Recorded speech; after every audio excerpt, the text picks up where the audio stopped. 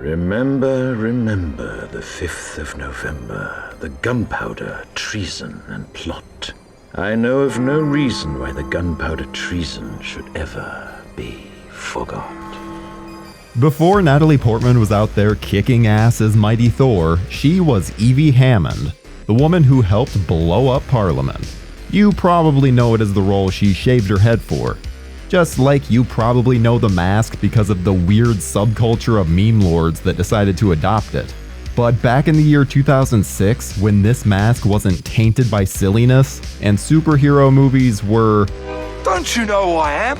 I'm the Juggernaut, struggling creatively, one movie came along that blew audiences away. So join us as we cover the dystopian world of V for Vendetta.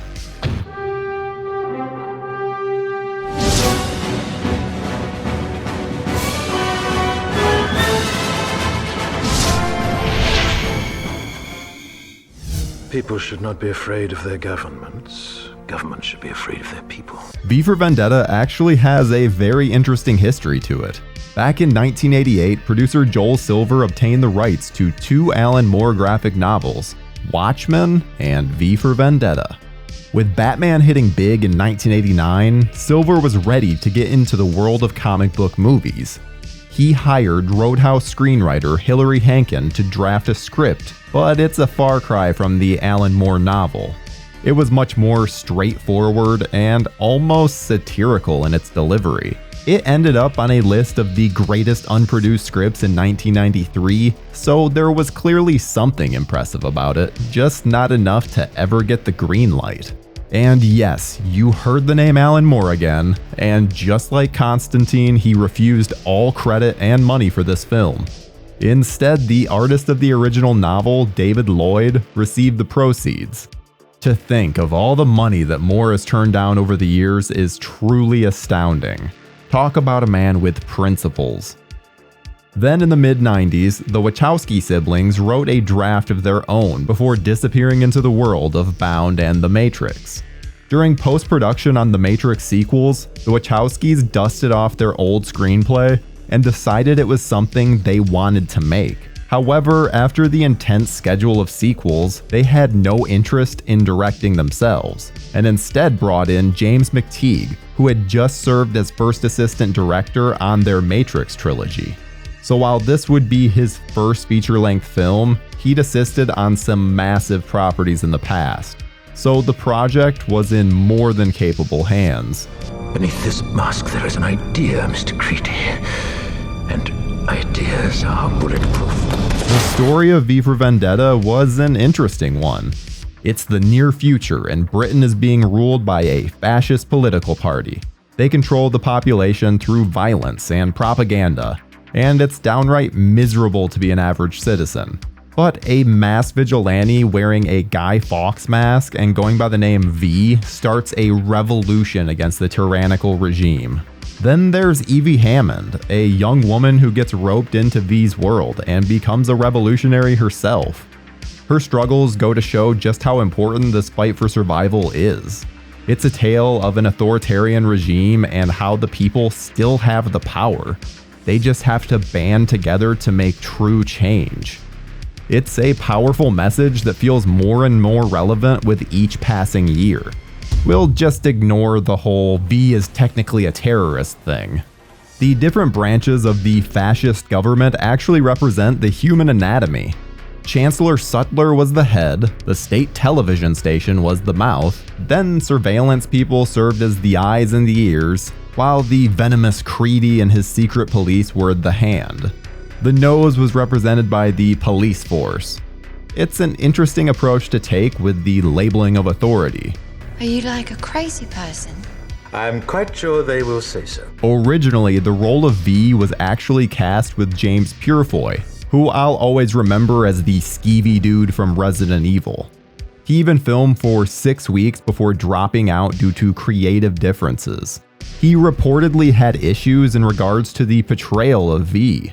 Though rumors at the time had stated he didn't feel he could perform in The Mask, the actor has outright denied those claims.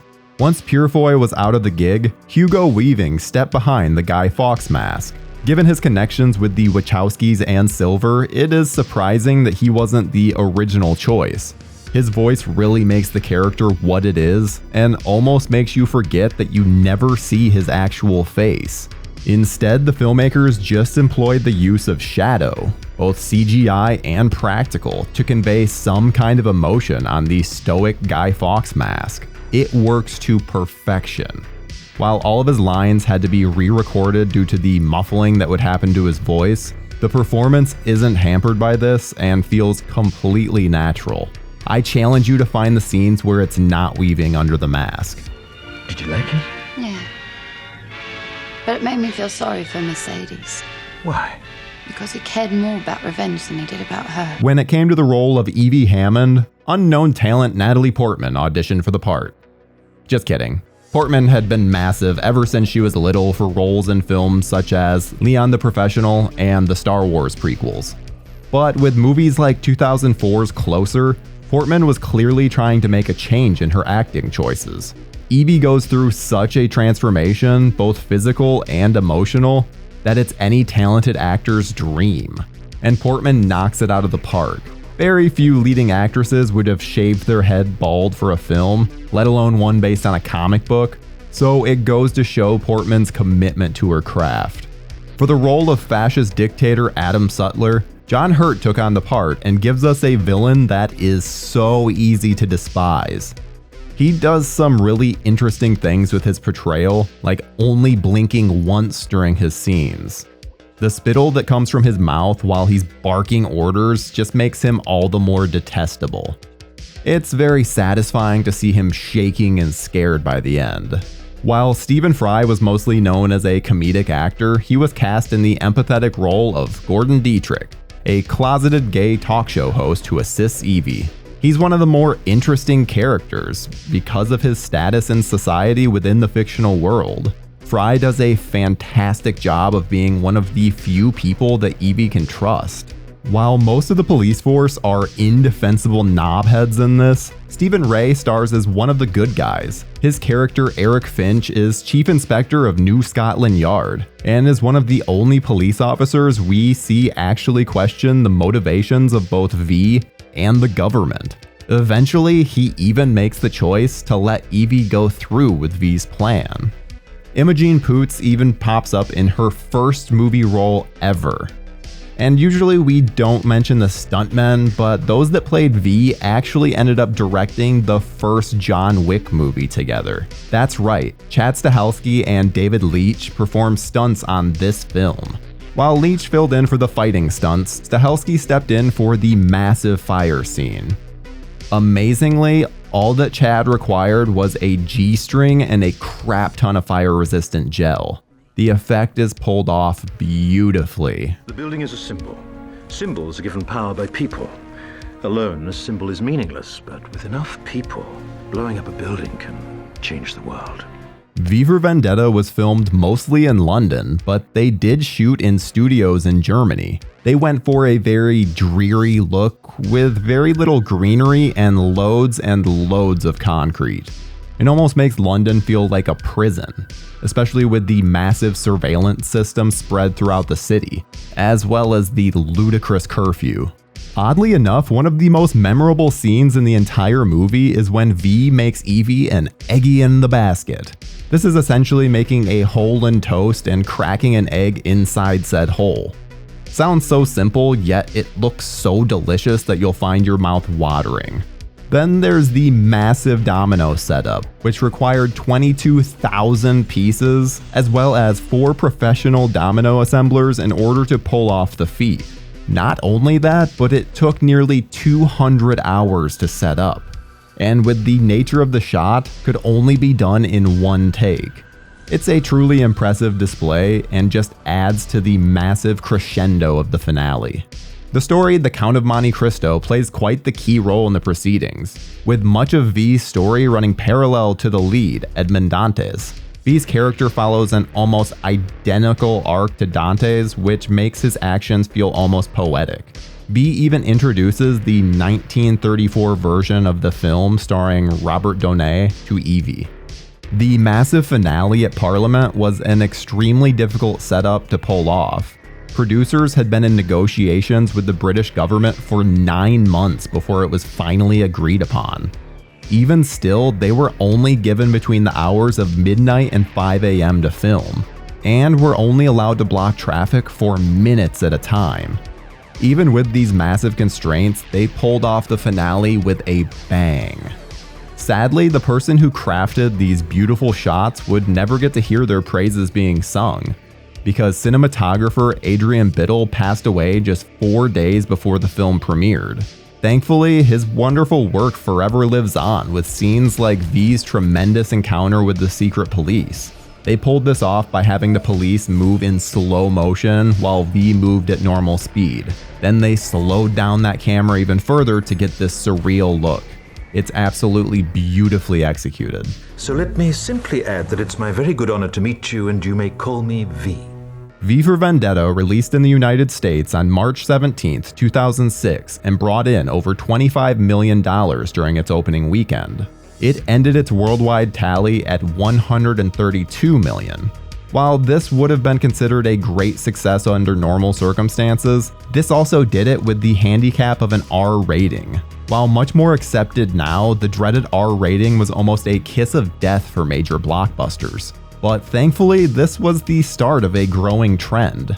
It was well liked by critics and audiences alike, earning a 73% fresh rating on Rotten Tomatoes. Famed critics Ebert and Roper even gave the film 2 thumbs up, saying that it was filled with ideas that are all the more intriguing because we can't pin down the message. Not everyone loved it though, as the BBC's Jonathan Ross called the film a woeful, depressing failure. Yeesh, tell us how you really feel, Mr. Ross. That year I came out to my parents. I couldn't have done it without Chris holding my hand. V for Vendetta was praised for its depiction of gay people. They did the shocking thing of just treating them like people. I know, we've come a long way since 2006.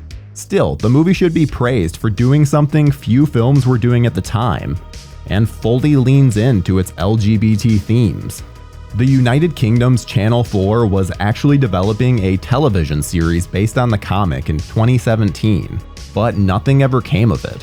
While it would be interesting to see the story told in longer form, it's hard to imagine that they would be able to top what McTeigue did in 2006. Although with the current state of the world, it would be interesting to see an updated version of the story. I already mentioned how Natalie Portman starred in the Thor movies as Jane Foster, with the latest iteration being in Thor: Love and Thunder. Hugo Weaving would serve as villain Red Skull for Captain America: The First Avenger. Otherwise, the cast is pretty bare of superhero regulars. Stuntman David Leitch would go on to direct Deadpool 2, so there is that at least. While V for Vendetta was considered a major success, there was thankfully no sequelizing of the property, a feat that seems almost impossible today. But that doesn't mean there weren't rumors, with the most persistent one being that it'd be set in the United States. Portman herself even seemed open to the idea of returning, but thankfully nothing ever came of it. No one will ever forget that night and what it meant for this country. But I will never forget the man and what he meant to me. We're getting away from the tyrannical rule of a fascist political party and diving back into the good old world of tights and capes. But that's a story for next time. Join us, same movie time, same movie channel.